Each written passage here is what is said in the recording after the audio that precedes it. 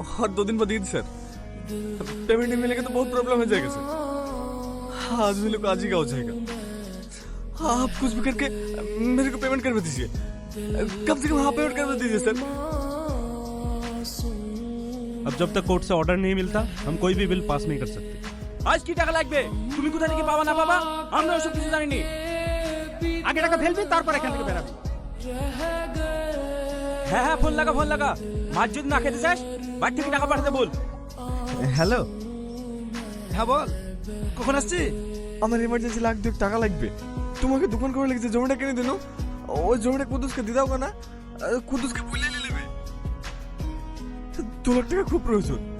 Side থেকে প্লাট কিনেছে, সেলফিলকে বাড়ি করতে পারছি না। আমার মালাটা বন্দুক দিয়ে দোকান করার লেগে ইটমিট ফেলছি। ওই জমি আর বিক্রি করা যায়? তোর তো বড় বড় জায়গায় পড়ে যায় আছে, তুই একটু এদিকে ওদিকে ফোন করে দেখ না। 1 টাকাও দিব না।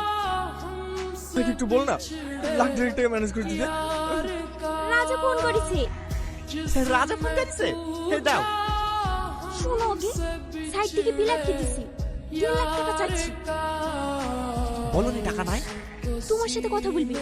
টাকা আমার থেকে খুব খুব হাত টান। তুমি একটু এদিক ওদিক থেকে ম্যানেজ করো না ভাই। বলো মা। এই বাবু, কোম্পানি থেকে বিল আটকে দিয়েছে বলে ছিল। তুই কোনো চিন্তা করিস নি, হাতের ছোট দুটোর মালাটা বিক্রি করে দে, তোকে টাকা পাঠিয়ে দিচ্ছি। ছেলেগুলো খেলে ভাই আর তোমরা কোনো চিন্তা করো না, মা টাকা পাঠাইছি, সবাইকে ফ্লাইটের টিকিট করে দিছি, সবাই বাড়ি চলে যাও।